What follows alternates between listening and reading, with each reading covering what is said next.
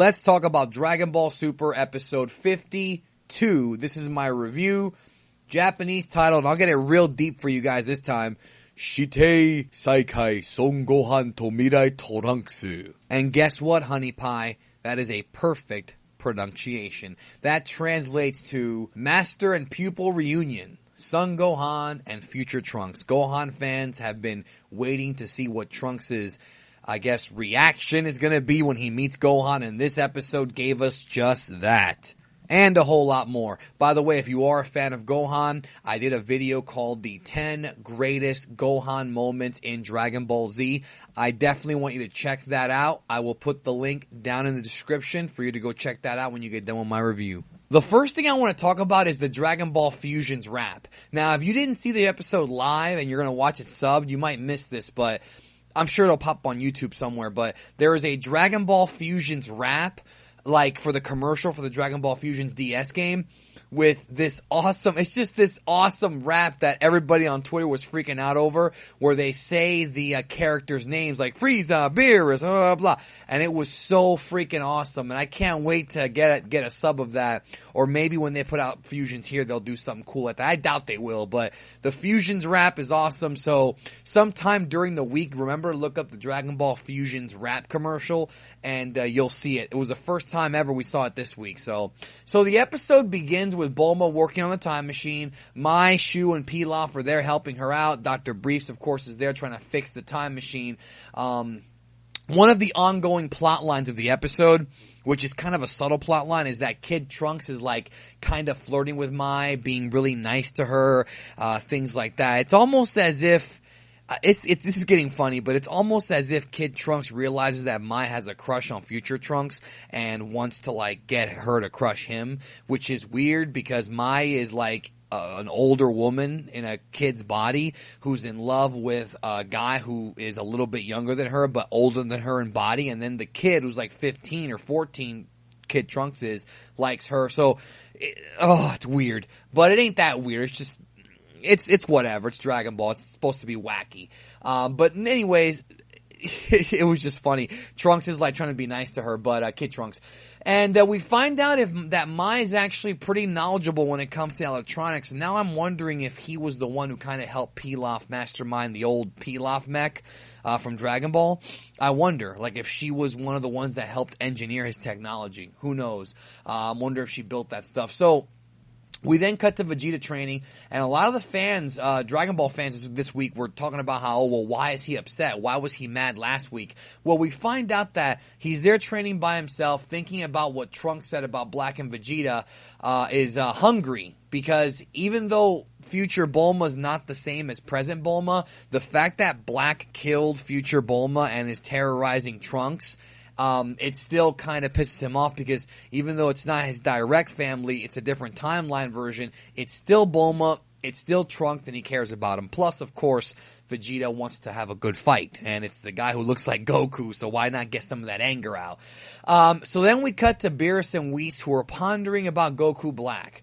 And then we cut, a lot of cuts here. Trunks in bed trying to rest, and he's having these like apocalyptic visions of Black, freaking out. He can't sleep. He wakes up. He's thinking about Black and Mai and all that shit that went down. I really liked the way this was animated. I thought it was really, really good. So then, future Trunks shows up in the laboratory where they're making the time machine, and then Mai fawns over him. She likes older Trunks, but, future Trunks, whatever. So we find out that the blue sludge from the Monaka episode, the one that she gave to Monaka a few episodes ago, is equivalent to time machine fuel. So those of you who predicted that, you are a great prognosticator. I also thought it was the same thing too, but I wasn't 100% sure, but it does make sense. It does make sense.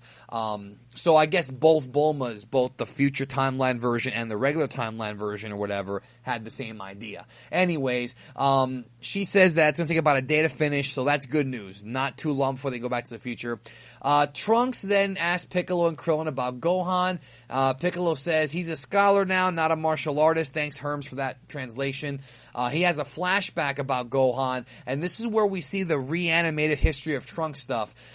We see the scene, of course, where one-armed Gohan knocks out Trunks. Then we see the reanimation of Trunks finding Gohan's dead corpse and transforming, except this time he's on his back and not his stomach. And of course, Trunks has blue hair in the future, so we're just supposed to accept that Trunks has always had blue hair. Like I said, I've done a video about it. Don't even think about this anymore. It's already been weeks now. Don't even think about it. It's not a big deal. Gohan is at another academic conference. So Trunks takes a map to go find Gohan, has some weird flashbacks about the future. Then he's waiting for him outside the conference. Gohan walks by and recognizes him immediately. And then, it's nerd Gohan with the green sweater. Really nice scene here. Now, the rest of this episode is pretty much this Trunks and Gohan bonding moment. And I know that some people are not going to like this, okay? Because it's Dragon Ball. It's got to be action all the time. No. I really like when they do these like quasi slice of life episodes where we actually see this reunion, this powerful reunion between two characters. Trunks didn't know Kid Gohan as well as future Gohan, but it's still Gohan, and he still respects him for what he did. And he actually has a flashback of Gohan fighting Cell, and of course they do use Kai footage for this. So Gohan gets Trunks some ice cream. We find out that Trunks likes chocolate, which is pretty cool. Of course, he realizes that the same kid who beat Cell is not the same. We then go to a scene where Gohan introduces future Trunks to Videl and Pan and Mr. Satan, but of course Trunks recognizes Satan from the Cell game. Of course, Satan assumes that he's famous in the other timeline as well. He probably is. I mean, the 24th tournament happened before the android showed up, or so we believe. We don't know exactly how long before, but it was before. So Satan probably is pretty famous in the future, but he's probably dead. We've never seen him die, but he's probably dead. Because, Black, if it wasn't the android, it was Black, right? He's dead. So we play catch up with Mr. Satan, showing Trunks these, movies of, this footage of him being Earth's hero.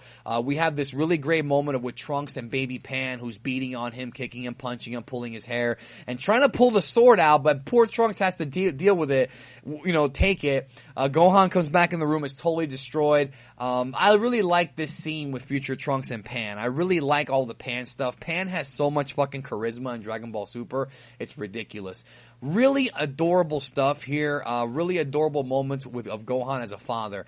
I'm wondering how Gohan fans are going to take this. He loves his family a lot, and that's kind of the entire point of this episode. What they're trying to tell the audience, tell us, is that even though Gohan, so Trunks is basically, follow me on this one, okay? Trunks is the Gohan fans. He represents the Gohan fans, some of you guys who are always commenting, always tweeting, always Facebooking about how much you want Gohan to go back to his prime. That's who Trunks is. Trunks looks up to Gohan. Trunks is a fan of Gohan. What they're telling us in this episode is that even though Gohan might not be that same, cutthroat that he was during the Cell game, literally, if you talk about the Cell Juniors, he has a family now. He's domesticated, kind of like Rocky 3.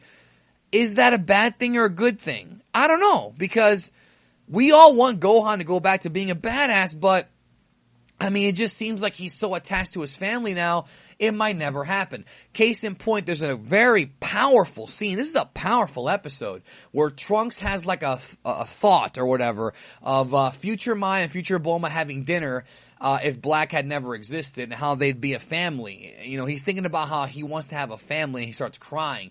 It's deep shit because then it's put yourself in their shoes. Would you rather be like a warrior and have to deal with all the bullshit that Trunks deals with? Or would you rather have a family? It's almost like they're telling us it's okay not to be a warrior if you have a family and that's what you really want. It's almost like Trunks wants a family. Are they sowing the seeds for a possible Trunks and Mai ship? Who knows? But this was very interesting stuff, okay? Let me know your comments down below. So Trunks is motivated and happy for Gohan. Videl actually mentions this. Gohan did not even ask Trunks why he's back, so that's kind of funny. We have a really funny scene with Pilaf, Maya, and Shu eating dinner, and Trunks, of course, being nice to her. Kid Trunks. Then future Trunks comes back with his green sweater, asking where Goku is, and Krillin and those guys tell him, oh, Goku went to Universe 10. So we cut to Beerus, Whis, and Goku, and Whis is traveling through space on his way to Universe 10 because they detected Black's key in somebody. Then we cut to like a green land, like a green planet with lots of trees, and we finally see for the first time in Dragon Ball Super the anime in the episode Zamasu. He's got like a cart, like a food cart from the hospital or the airport. They play this creepy ass music, and that's it. That's your cliffhanger. Kaioshin Zamasu, the apprentice.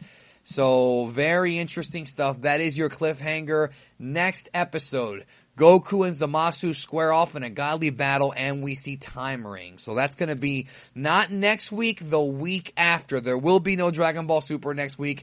I'm sorry about that, but it's off for 1 week. I'm going to be working on some videos, see if I can get you guys some good content for Saturday. Since there's no Super, I'll try my best to put together some stuff that I'm working on. It's going to take a lot of work, but that's it for this episode of Super.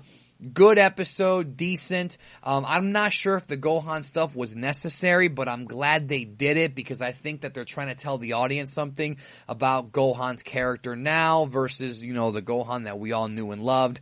I have a feeling Gohan fanboys aren't going to be happy about this, but I mean, think on the bright side here. Let's look at the bright side. Maybe this is all being set up so that something happens to Videl and Pan and Gohan snaps and goes back to having that killer instinct. That could happen.